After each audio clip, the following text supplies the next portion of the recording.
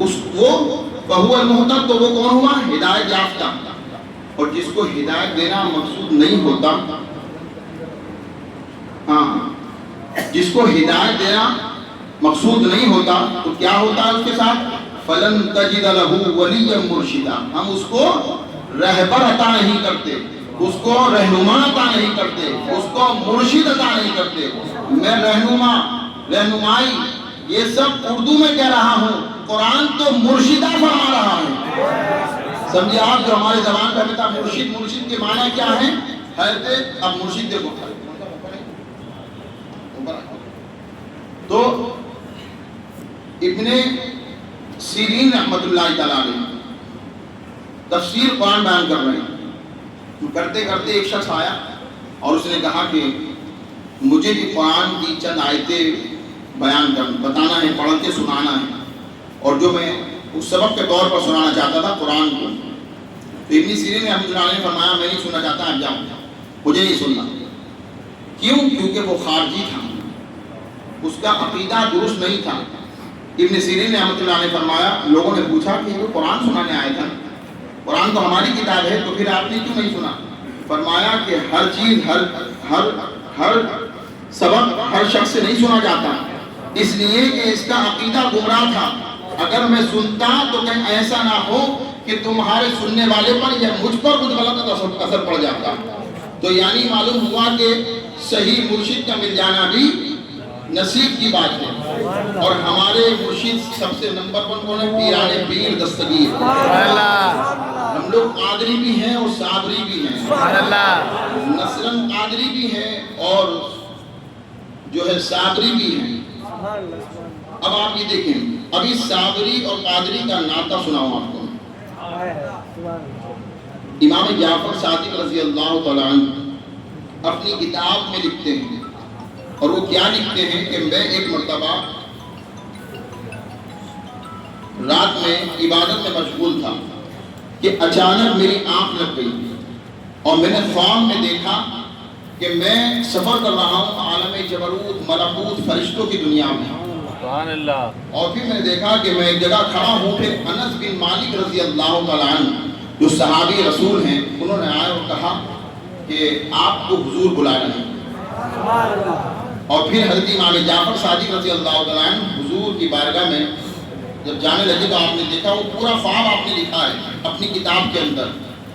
اور دیکھتے ہیں کہ وہ آپ بیان فرماتے ہیں یاقوت کا موتیوں جیسا ایک خیمہ نما بنا ہوا تھا اور سفید دودھ کی طرح چمک رہا تھا، موتی کی طرح. یاقوت کے رات ہوتا ہے تو موتی کی طرح چمک رہا تھا. اس میں دیکھا کہ صحابہ کرام کی محفل جلوہ بار ہے اور اس کے اندر صحابہ کرام بیٹھے ہوئے ہیں، اہل بیت اطہار بیٹھے ہوئے ہیں. میں قریب جا کر بیٹھ گیا. حضور نے مجھے اشارہ دیا اور قریب بلانے کا دیا کہ قریب آ کے بیٹھو. پھر قریب آ کے بیٹھے. کون؟ امام جعفر صادق رضی اللہ عنہ. پھر اس کے بعد ایک سفید روح آئی اور سفید روح آنے کے بعد وہ دائیں جانب بیٹھ گئی.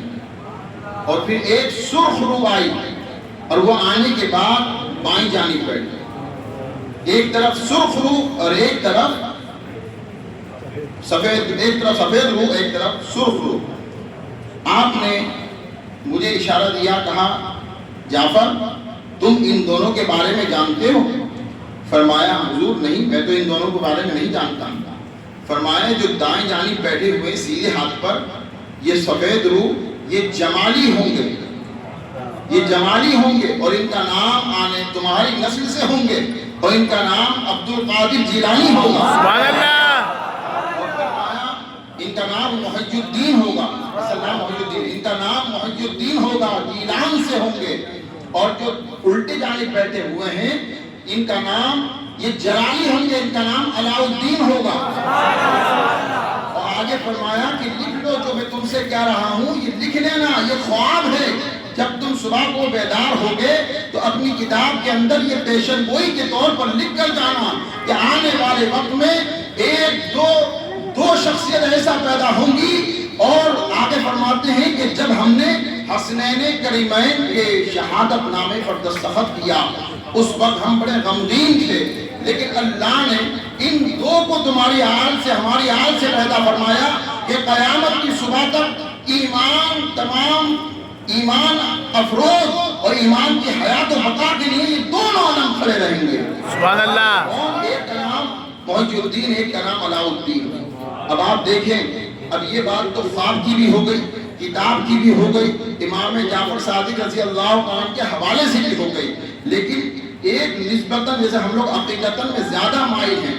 تو میں نے کلیئر میں بھی جب میں نعیم بابا صاحب قبلہ موجود تھے تو اس وقت یہ نکات آ گیا تھا، وہ آپ کے حوالے کرتا ہوں. آپ دیکھیں کہ یہ دو بات تو ایک حوالے کے طور پہ بھی ہو گئی، خواب کے طور پہ، کتاب کے طور پہ، اور جنہوں نے بیان کیا ہے امام جعفر صادق کے طور پہ بھی. لیکن اب ہم لوگ کیا ہے، عقیدتاً کچھ نہ کچھ نیا تر و تازہ مانتے ہیں.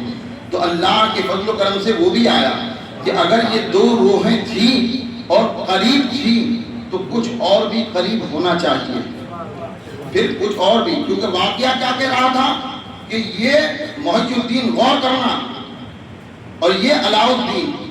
اب آپ تاریخ دیکھو، 11ویں 12ویں اور ادھر 13ویں تک چل رہے تھے. لیکن اب تو تاریخ شہادت دے رہی ہے. یہ وہ ذات ہے جن کے بارے میں تاریخ شہادت دیتے ہوئے نام سنا تھا. جب 11ویں آئے گی تب تک محی الدین کی آواز بلند ہوگی، جب 12ویں آئے گی مصطفیٰ کی آواز بلند ہوگی، جب 13ویں آئے گی علاء الدین کی سلام. 11ویں اور 13ویں کسی اور کی نہیں، کسی پارے کا ٹکرا ہے.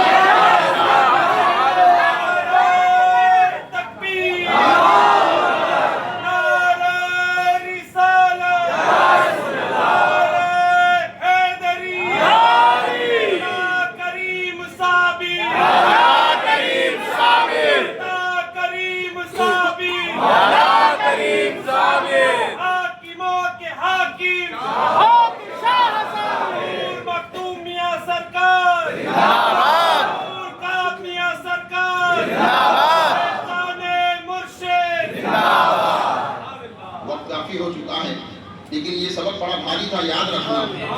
یہ سبق کہیں میں بھول جاؤں تو آپ یاد رکھنا.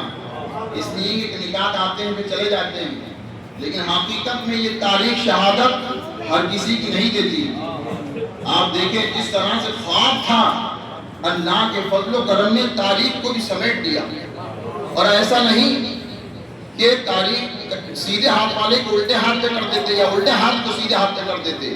جو سیدھے ہاتھ پہ بیٹھا تھا انہیں سیدھے 11ویں پہ رکھا گیا، اور جو بیچ میں تھے وہ 12ویں میں بیچ میں ہی رہے، اور جو 13ویں میں تھے وہ 13ویں رہے.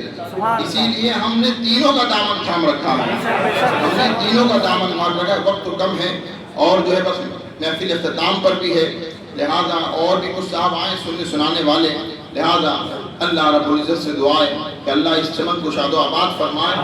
اور یہ محفل کیوں منعقد کی ہے، بات رہ گئی تھی کہاں سے کہاں چلی گئی.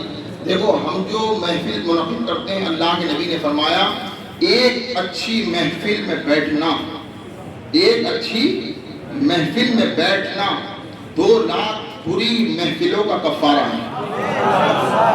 اتنا 2 لاکھ بری محفلوں کا کفارہ ہے ایک اچھی محفل سجانا. اور یہ اچھی محفل ہے کہ نہیں؟ سبحان اللہ. اس کا اللہ کا ذکر ہو رہا ہے، اللہ کے نبی کا ذکر ہو رہا ہے، اہل بیت کا ذکر ہو رہا ہے، ولیوں کا ذکر ہو رہا ہے. جو اچھی محفل نہیں ہے تو پھر کون سی ہے؟ سمجھا؟ یہ اچھی محفل اس لیے سال میں مہینوں میں سجاتے رہتے ہیں، اس میں بیٹھا جائے. آئیے علماء کرام آگے بیٹھیے، بیٹھتے رہا کریں، آتے رہا کریں. دوسرا، اب یہ محفل میں جو ہم سجاتے ہیں اس میں کوئی انعام ہوگا؟ ہاں، حدیث سے حوالے سے انعام یہ ہے کہ امام بخاری رحمۃ اللہ علیہ اس حدیث کو لے کے آئے ہیں کہ جب کچھ لوگ اللہ کا ذکر کرتے ہیں بیٹھ کر، اور جب ذکر کرتے ہیں اللہ فرشتوں کو بھیجتا ہے دیکھو کیا کر رہے ہیں. یہ کلام کی خوبصورتی ہے، اللہ کو معلوم ہی کیا کر رہے ہیں. جاؤ دیکھ کے آؤ کیا کر رہے ہیں. فرشتے آئے کہ اللہ تیری حمد و ثنا کر رہے ہیں، حمد و ثنا کر رہے ہیں. اس سے پہلے بھی میں نے حمد و ثنا پہ ابھی مغرب بات کہا، اذا جاء نصر اللہ والفتح ورأیت الناس يدخلون فی دین اللہ افواجا. اے محبوب تم دیکھو گے کہ لوگ، اللہ تمہیں فتح مبین عطا فرمائے گا، اور جو ہے تم دیکھو کہ ورائیت الناس یدخلون فی دین اللہ افواجا، کہ دین کے اندر فوج در فوج لوگ داخل ہوں گے. جب فوج در فوج داخل ہوں گے تو مطلب کیا ہے؟ پبلک ہے، بے تحاشا ہے. جس طرح سے آج ہم لوگ ڈٹاڈٹ کھڑے ہوئے ہیں، تو جب ہم جمع ہو جائیں، دھنا دھن بھر جائیں، تو پھر کرنا کیا ہے؟ تو اللہ نے فرمایا فَسَبِّحْ بِحَمْدِ رَبِّكَ وَاسْتَغْفِرْ، تو بس تم اللہ کی حمد و ثنا بیان کرو، تسبیح بیان کرو، استغفار کرو.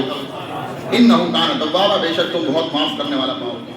تو اسی طرح سے حدیث کے حوالے سے کہ اللہ پوچھے فرشتوں سے جاؤ یہ کیا کر رہے ہیں، پتہ فرشتے آگے کہیں گے تیری تسبیح بیان کر رہے ہیں. اچھا کیا انہوں نے مجھے دیکھا ہے؟ کہا نہیں. اگر مجھے دیکھ لیتے کہا اور تسبیح میں اضافہ کر دیتے اور تیری حمد و ثنا بیان کر دیتے. کہا کہ اچھا اور کیا چاہتے ہیں؟ کہا جنت کی طلب رکھتے. کہا جنت دیکھی ہے؟ کہا نہیں. کہا دیکھتے. کہا اور تسبیح کو بیان آگے بڑھا دیتے اور تسبیحیں کرتے. فرمایا کہ مجھ سے ڈرتے بھی ہیں. کہا کیا چاہتے ہیں؟ کہا تجھ سے پناہ چاہتے ہیں، تیری خشیت سے ڈرتے ہیں، تیرے عذاب سے ڈرتے ہیں، جہنم سے ڈرتے ہیں. کہا جنت دیکھی ہے؟ کہا نہیں. اگر دیکھ لیتے کہا اور تسبیح کو اضافہ کر دیتے اور ذکر تیرا بڑھا دیتے. فرمایا اچھا. ایسی بات چلتے گئی. اللہ نے فرمایا کہ جاؤ فرشتوں گواہ لینا، میں نے ان تمام کی تمام محفل میں جتنے ذکر کر رہے تھے سب کی مغفرت فرما دی. یہ کون کہہ رہا ہے؟ یہ کوئی بندہ نہیں کہہ رہا ہے، کوئی فرشتہ نہیں کہہ رہا ہے، تمام جہانوں کا خالق و مالک کہہ رہا ہے کہ میں نے ان کی مغفرت فرما دی. فرشتے فوراً کہتے ہیں بات ختم نہیں ہوئی. فرشتے کہتے ہیں اللہ رب العزت وہ سب لوگ ذکر کرنے نہیں آئے تھے، ان میں سے بہت سے لوگ کا کچھ اور ہی مقصد تھا. اور حقیقت میں یہ ہوتا ہے کہ کبھی ہمارا چہرہ پٹی کرانے آتے ہیں، کبھی اور کسی چیز کی وجہ سے آتے ہیں، کبھی ڈر کے آتے ہیں، کبھی دکھاوے کے لیے آتے ہیں. یہ ہماری دل کی کیفیت کا نام ہے. تو اب اللہ رب العزت نے کہا، جب فرشتوں نے کہا کہ سب تیرا ذکر کرنے نہیں آئے تھے، ان میں تو چند ہی تھے جو ذکر کر رہے تھے. اللہ رب العزت نے فرمایا فرشتوں گواہ ہو جاؤ، اگرچہ سب نہیں بھی آئے تھے، میں نے ذکر کرنے والوں کی برکت سے تمام لوگوں کی مغفرت فرما دی. ہم لوگ یوں جمع ہوتے ہیں تاکہ ان کے صدقے میں ہماری مغفرت ہو جائے، ہماری محفلیں قبول ہو جائیں. آپ دیکھیں امام غزالی. اب اس کے بعد کیا ہوتا ہے؟ کھانا کھلایا جاتا ہے. کھانا کیوں کھلاتے ہو؟ ڈائریکٹ گھر پہ بھیج دو. نہیں، اللہ نے نبی فرمایا کھانے کا ثواب بہت ہے. غوث پاک نے فرمایا جن کی محفل ہے کہ میں نے لوح محفوظ کو پلٹ کر دیکھا، جتنا کھانے کا ثواب ہے اتنا کہیں زیادہ نہیں. سمجھا؟ پھر امام غزالی رحمۃ اللہ علیہ وہیں پر آرام فرمائے تھوڑی دور پر غوث پاک کے. وہ کیا فرماتے ہیں؟ ان کے خواب میں دیکھا گیا. امام غزالی رحمۃ اللہ علیہ فرمایا اللہ نے تم نے تو بہت نیکی حدیث لکھی، قرآن لکھا، سمجھایا، تمام بڑے بڑے مفسر قرآن ہوئے، حجت الاسلام ہوئے، لہذا اللہ نے تو آپ کو بہت انعام فرمایا ہوگا. امام غزالی فرمایا نہیں، صرف ایک نیکی قبول کر لی اسی کی وجہ سے بخشا گیا ہوگا. اب آپ دیکھیے وہ نیکی کون سی تھی. امام غزالی رحمۃ اللہ فرماتے ہیں وہ ایک نیکی یہ تھی کہ ایک مرتبہ روشنائی سے میں نے قلم اٹھائی اور قلم اٹھانے کے بعد میں حدیث لیتے جا ہی رہا تھا کہ ایک مکھی آ گئی بیٹھ گئی. اچانک جب نے خیال اٹھا کہ ارے کیا پتا اللہ نے اس روشنائی کے اندر اس پیاسی مکھی کا پانی لکھ دیا ہو جس سے پیاس بجھا رہی ہے. چلو حدیث تو لکھتا ہی رہوں گا، کم سے کم رک جاتا ہوں، یہ سیراب ہو جائے گا. کون؟ مکھی. اور کیا لکھنے جا رہے ہیں؟ حدیث. آپ دیکھیں تو ایسا نہیں کہ کچھ اور لکھ رہے ہوتے، فوراً رک گئے، اپنے ہاتھ کو قلم کو روک دیا. جب مکھی سیراب ہو گئی اور اٹھ کے اس نے تمام سیراب ہونے کے بعد اڑ گئی تو تب آپ نے لکھا اللہ رب العزت کو یہی ادا پسند آ گئی، اسی ادا کے بنا پر تمام امام غزالی کی نیکی اعمال کو قبول فرما لیا گیا. تو یاد رکھو نیک اعمال بہت سارے ہوتے ہیں لیکن کوئی ایک ایسی نیکی ہوتی ہے جس کے صدقے میں پوری نیکیاں قبول کی جاتی ہیں. تو لہٰذا آخر میں لنگر بھی انہی بزرگوں کی سنت و نسبت سے شروع کرتے ہیں تاکہ ہم اللہ ہماری اس محفل کو قبول فرما لیں. ہاں، اور بابا کی اس کی تاریخ حیات دلا دی آپ نے ماشاءاللہ. جیسا کہ یہ تمام گلشن بابا کا لگایا ہوا ہے، اللہ اس کو شاد و آباد رکھے. اور اس میں اس پیڑ کے تلے جو بھی بیٹھے ہیں، جو بھی اس چمن کے پھول ہیں، اس گلستہ کے کلی ہیں، لہذا وہ لوگوں کو میں ابھی سے دعوت دیتا ہوں کہ 22 اور 23 اکتوبر بدھ اور جمعرات کو انشاءاللہ کلیہ شریف میں بابا کی پہلے عرس کی محفل کا آغاز ہوگا، مسجد ہوگی. سب لوگ انشاءاللہ تشریف لے جائیں اور لے جائیں. اور ابھی زیارت نیچے سرکار غوث پاک کے ہمارے بھائی ہیں، ابھی کھانا کھانے سے پہلے زیارت تبرکات مقدسہ نالین شریف مصطفیٰ صلی اللہ علیہ وسلم اور موئے مبارک سرکار غوث پاک کے نیچے ہال میں رکھے ہوئے ہیں ماشاءاللہ، اس موئے مبارک کی زیارت کریں۔ اللہ اس زیارت کے صدقے میں ہمیں اصل بغداد جانے کی سعادت نصیب ہو جائے۔ اور باقی پڑھ ڈالیں۔